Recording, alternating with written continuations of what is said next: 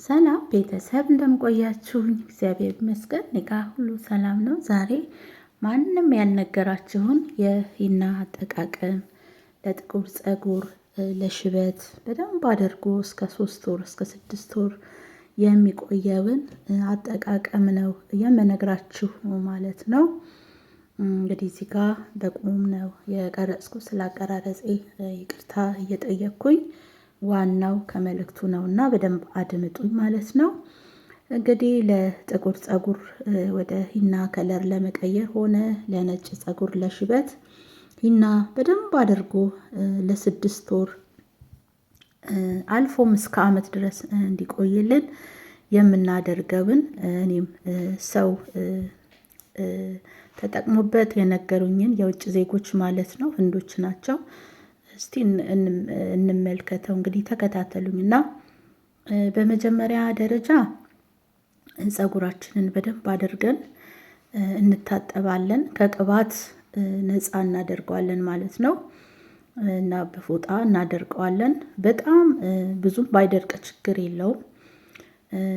ሻይ ካለን በሻይ፣ ሻይ ከሌለንም በውሃ ማለት ነው፣ በቀዝቃዛ ውሃ በደንብ አድርገን ቡናም ይቻላል ማለት ነው። በደንብ አድርገን እናማስለዋለን። መጠኑ እንግዲህ ያው እንደ ፀጉራችን ብዛት ነው ማለት ነው። በደንብ አድርገን ካዋሃድነው በኋላ ለ8 ሰዓት ያክል ጠዋት 1 ሰዓት ካዋሃድነው እስከ 8 ሰዓት እስከ 7 ሰዓት ከድነን በጥሩ ቦታ እናቆየዋለን ማለት ነው። ይብላላል፣ በደንብ ኩፍ ይላል ራሱ እስከ 8 ሰዓት ድረስ ይቆይ ማለት ነው። ከዛ በኋላ ምን እናደርገዋለን? ከ7 እስከ 8 ሰዓት ካቆየነው በኋላ ታጥበነው ጠፈፍ ባለው ፀጉራችን ላይ ፀጉራችንን እየከፈልን በደንብ አድርገን እናዳርሰዋለን፣ ሙሉ ፀጉራችንን ማለት ነው። ከዛ ሙሉ ፀጉራችንን ካዳረስነው በኋላ ቢያንስ እስከ 4 ሰዓት ድረስ ፀጉራችን ላይ ሸፍነ ነው በላስቲክ እናቆየዋለን ማለት ነው። ለ4 ሰዓት፣ ለ5 ሰዓት፣ ለ6 ሰዓት፣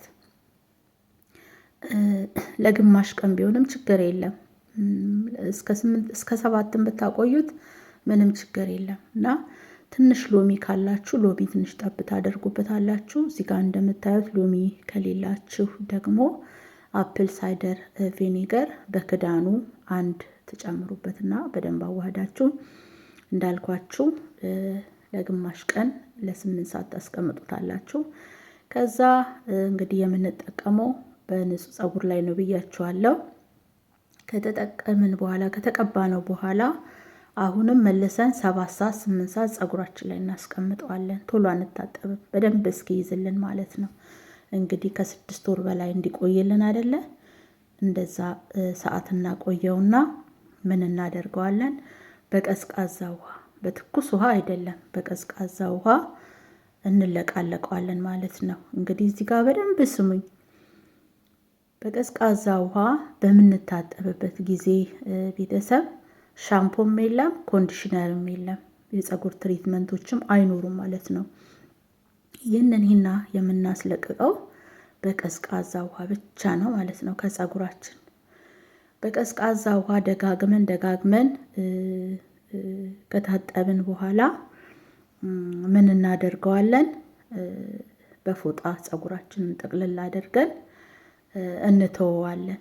እንተዋለን። ቅባትም አንቀባም፣ ምንም አናደርግም ማለት ነው። እንተወውና ለ48 ሰዓት ወይም ደግሞ ለ24 ሰዓት እንተወዋለን፣ ምንም ነገር ሳንቀባ ማለት ነው። ከዛ ለ24 ሰዓት እንደዛው ከቆየ በኋላ ምን እናደርጋለን? ዛሬ እንግዲህ ከተቀባን ለነገ ማለት ነው በሻምፖ ሙልጭ አድርገን እንታጠበዋለን። እንግዲህ አሁን 12 ሰዓት ከቆየ ወይ ካደርን በኋላ ማለት ነው። ከታጠብን በኋላ ግዴታ ከተቀባን በኋላ 24 ሰዓት መቆየት አለበት። ምን ሳይነካው? ሻምፑ ሳይነካው፣ ኮንዲሽነር ትሪትመንት ምንም ነገር ቅባትም ሳይነካው 24 ሰዓት መቆየት አለበት ማለት ነው። ከዛ በኋላ ቤተሰብ በሻምፖ ድብን አድርገን ከታጠብን በኋላ ኮንዲሽነር እንጠቀማለን። የፀጉር ማለስለሻ ትሪትመንቶችንም እዚህ ጋር መጠቀም እንችላለን ማለት ነው።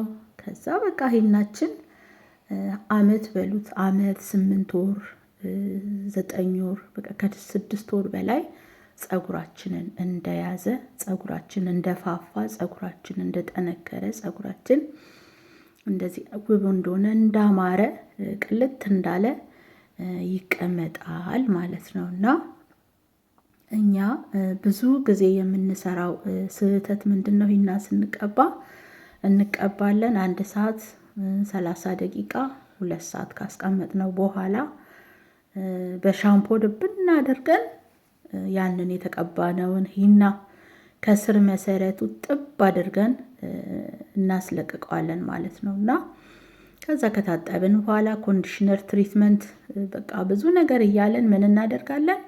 ኮንዲሽነሩ ከፀጉራችን ላይ ውልቅ ይላል ማለት ነው። እና በቃ አልያዘልኝም እንደዚህ ሆነ እያለን ወይ ከገንዘባችን አልሆንን ወይ ከድካማችን አልሆንን እንደዚሁ ይቀራል ሳንጠቀምበት ማለት ነው። እና ዛሬ እኔ እንግዲህ ከነገሩኝ ዛሬ ላስተላልፍላችሁ የመጣሁት ምንድን ነው? ሂና ስንጠቀም ሂና እንግዲህ ያው የተፈጥሮ ስለሆነ በጣም ብዙ ጥቅም አለው ለፀጉራችን። ከለር ከመቀየር ባሻገር ፀጉራችንን ቴክስቱን ያወፍረዋል፣ ያረዝመዋል፣ ያፋፋዋል፣ ያበዛል ማለት ያሳድጋል ፀጉር።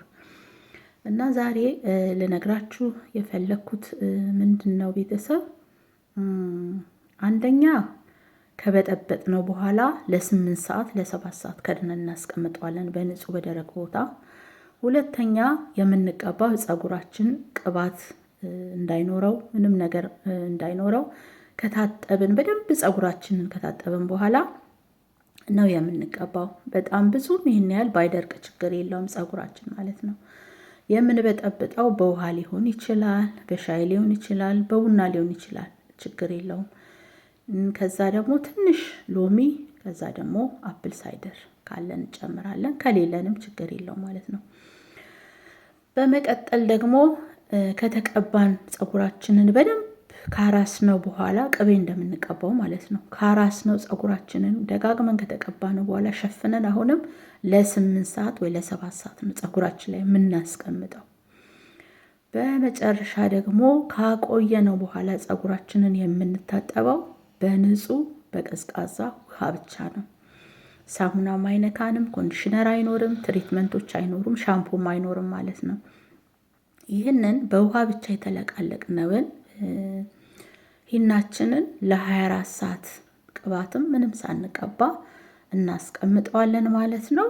ከዛ በኋላ ፀጉራችንን ከ24 ሰዓት በኋላ በሻምፖ እንታጠባለን ማለት ነው። ከዛ ኮንዲሽነርም እንደተመቸን ትሪትመንት ማድረግ